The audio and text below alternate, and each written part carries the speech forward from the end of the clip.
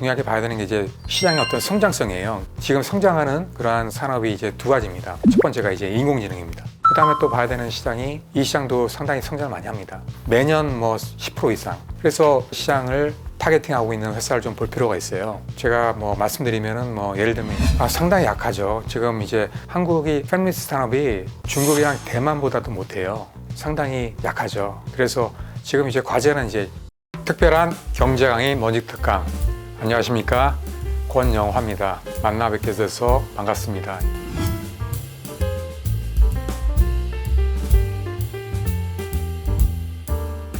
근데 이제 봐야 되는 게 일단은 캐파 자체가 상당히 차이가 나요. 그러니까 보시면은 마이크론이 1로 오면은 SK 하이닉스는 1.5, 삼성은 2배 이상이거든요. 캐파 자체가 차이 난다는 얘기 뭐냐면 일단 매출이나 실적 자체도 차이가 날 수밖에 없다는 거예요. 그리고 또 회사 규모를 보더라도 삼성 같은 경우는 이제 파운드리 사업부가 지금 상당히 커지고 있지 않습니까? 그러면은 나중에 이제 CSM 반도체하고 메모리 반도체가 반반씩 될 거예요. 그러면은 기업 규모는 훨씬 더 커지는 거거든요. SK 하이닉스도 최근에 보시면은 파운드리 사업을 상당히 강화하고 있습니다. 그래서 지금 뭐 키파운드리도 작년에 인수를 했지 않습니까? SK 하이닉스, 히스템 IC도 지금 파운드리 사업을 하고 있습니다. 이런 식으로 기업 규모 자체가 마이크론보다는 크다는 거죠. 근데 마이크론은 보시면은 메모리밖에 안 하지 않습니까? 그래서 어느 정도 차이가 날 수밖에 없는 면이 분명히 있고요. 그 다음에 보면은 마이크론이 또 상당히 늦게 시작을 했어요, HBM을. 그래서 HBM3를 건너뛰고 HBM3E를 시작한 거거든요. 하다 보니까 이 업력이 일수록 수율이 좋아집니다.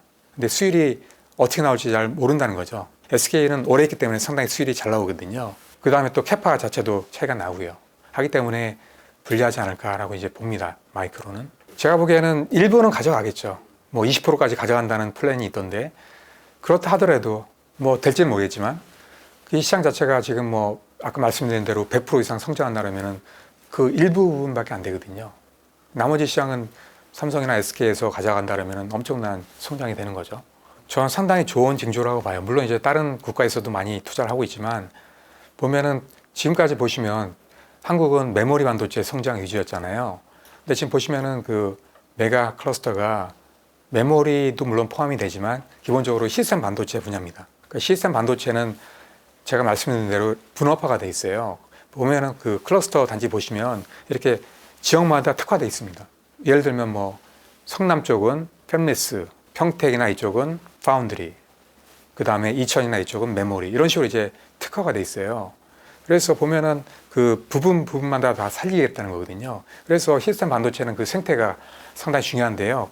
그 모든 부분이 다 살아나야 됩니다. 그런 면에서는 상당히 잘된 얘기라고 볼 수 있는 거죠. 그래서 분야별로 다 성장을 시키기 때문에 제가 보기에는 앞으로 상당히 시스템 반도체도 좋아지지 않을까라고 보고 있습니다.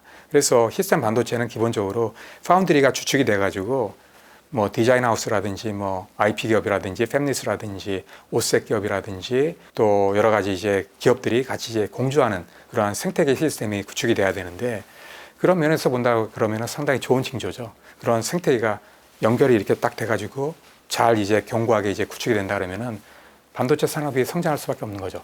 대만도 보시면은 그렇게 강국이 될 수 있었던 게 이제 TSMC 때문에 그런 거거든요. TSMC가 이제 파운드리 기업으로서 이제 메인의 중축으로 딱 자리 잡으면서 나머지 기업들이 같이 이제 성장할 수 있었던 거거든요. 나머지 기업들도 성장하면서 또 그러한 성장되면서 그러한 기업들이 또 파운드리 기업들한테 또 성장할 수 있게끔 어떤 배경이 된 거거든요. 이런 식으로 이제 선순환이 돼야 됩니다.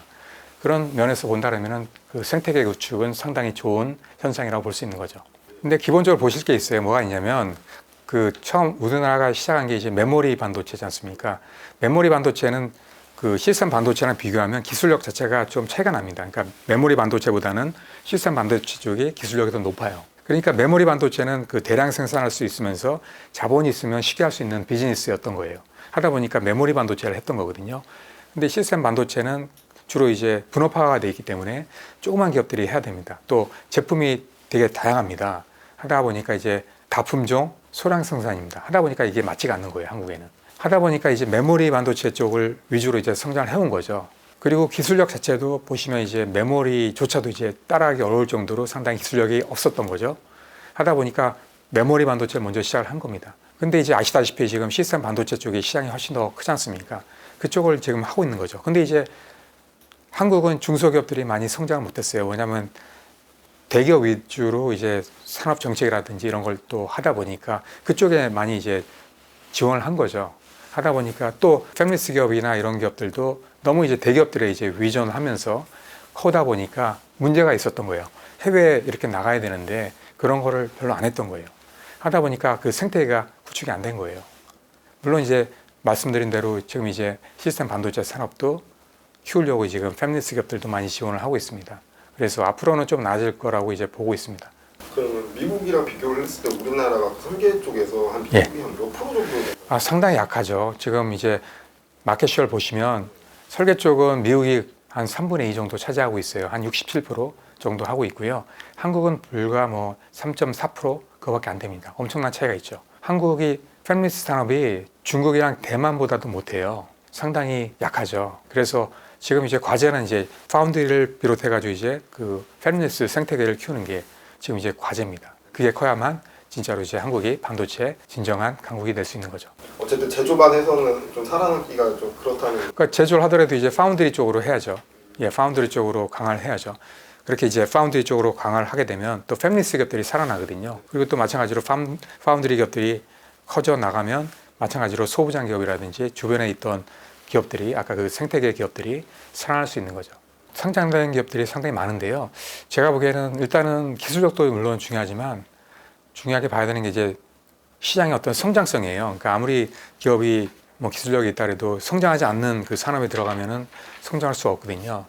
그래서 지금 보시면 이제 지금 성장하는 그러한 산업이 이제 두 가지입니다. 뭐냐면 첫 번째가 이제 인공지능입니다. 이쪽은 엄청나게 지금 성장하고 있죠. 그 다음에 또 봐야 되는 시장이 차량용 반도체 시장입니다. 이 시장도 상당히 성장을 많이 합니다. 지금 보시면 매년 뭐 10% 이상 성장합니다. 상당히 높죠. 그래서 이런 차량용 반도체 시장을 타겟팅하고 있는 회사를 좀 볼 필요가 있어요. 제가 뭐 말씀드리면은 뭐 예를 들면 이제 텔레칩스 같은 기업 있잖아요. 이런 기업은 90% 이상, 95% 정도가 차량용 반도체에만 포커스를 하고 있습니다. 그런 기업이 국내에는 없습니다. 물론 이제 차량용 반도체 관련돼서 하는 기업들이 있지만 대부분이 보면 이제 25%, 30% 이거밖에 안 해요. 나머지도 같이 하고 있거든요. 근데 이제 텔레칩스 같은 경우에는 보면은 이제 AP나 MCU 이쪽을 많이 하는데 차량용 반도체가 거의 90%, 95% 됩니다. 상당히 높은 거죠. 그래서 그러한 그 시장이 성장하면서 이제 클 수 있다는 거죠. 특히나 보시면 지금 뭐 내연기관 차량은 보시면 300개 정도밖에 이제 반도체가 쓰이지 않고 있는데 지금 이제 전기차는 지금 뭐 1000개 이상 쓰이고 있어요. 그 다음에 조만간에 3단계 자율주행차가 가면 3000개 정도 쓰이거든요. 그리고 나중에 이제 완전 자율주행차로 가게 되면 뭐 몇만 개가 쓰일 수도 있어요. 이런 식으로 이제 시장이 커지거든요. 또 이것만 보는 게 아니고 또 보실 게 모빌리티 산업 있지 않습니까? 그러면은 이 모빌리티도 다 이제 차량용 반도체가 들어가거든요. 예를 들면 뭐 최근에 보시면 뭐 로봇, 서비스 로봇 이런 것도 다 이제 모빌리티거든요. 그 다음에 또 PBV라든지 그 다음에 UAM 이런 것도 다 모빌리티입니다. 이쪽에도 이제 차량용 반도체가 들어간다는 거죠. 그래서 이 모빌리티 산업이 훨씬 더 커지기 때문에 차량용 반도체 기업들이 상당히 앞으로 성장하지 않을까 이렇게 이제 보고 있습니다. 삼성전자 같은 경우도 지금 차량용 반도체 사업을 지금 많이 하고 있어요. 그래서 그 삼성 같은 경우도 지금 세 가지 분야에서 다 하고 있습니다. 메모리 분야에서도 지금 다양한 칩들을 내놓고 있어요. 낸드라든지 그 다음에 D램이라든지 차량용 반도체를 지금 내놓고 있습니다. 그래서 2025년도까지 메모리 쪽에서 차량용 반도체 넘버원 하겠다 이런 거거든요. 마이크론 넘어서겠다 이런 거거든요. 그래서 많은 칩들을 지금 내놓고 있어요. 그 다음에 또 마찬가지로 또 파운드리 분야에서도 지금 이제 그 차량용 반도체 기업들을 많이 수주했어요. 예를 들면 뭐 암바렐라, 텔레칩스도 하고 있고요. 그리고 그 외에도 많이 하고 있어요. 넥스트 칩이라든지 뭐 많은 차량용 반도체 기업들도 지금 이제 삼성 파운드리에서 하고 있기 때문에 그쪽도 많이 지금 클 것 같습니다. 마찬가지로 또 시스템 반도체도 차량용 반도체를 내놓고 있어요. 뭐 엑시노스죠. 엑시노스 오토 같은 경우도 지금 하고 있고 그 외에도 뭐 전원 반도체라든지 뭐 통신 반도체라든지 이런 것도 지금 하고 있습니다. 이런 식으로 세 분야에서 차량용 반도체 사업을 하는 그런 기업은 전 세계적으로 삼성밖에 없거든요.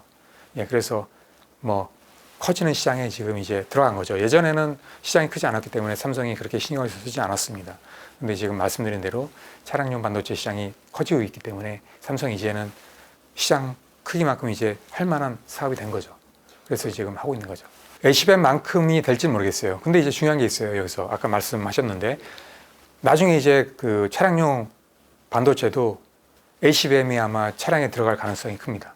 이 사실은 아마 모르시죠. 5단계로 가게 되면 또 고속으로 또 데이터를 전송을 해야 되기 때문에 A시밴이 아마 들어갈 가능성이 큽니다. 그러면 상당히 커지는 거죠.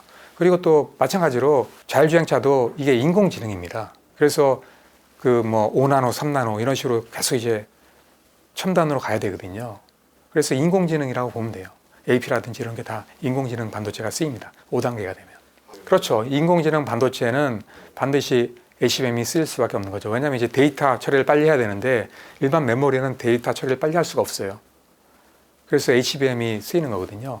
그래서 지금 이제 폰 노이만 방식은 보시면 이제 프로세서하고 메모리하고 이렇게 세트로 쓰입니다. 통신을 하면서 하거든요. 이게 나중에는 이제 한 개의 칩으로 갈 수도 있어요. 물론. 그게 언제 될지는 모르겠습니다. 그게 이제 뉴로모픽 칩이라고 얘기를 하는데 그 칩으로 가게 되면 이제 A시밴이 안 쓰일 수도 있는 거죠. 그 전까지는 아마 계속 쓸 겁니다.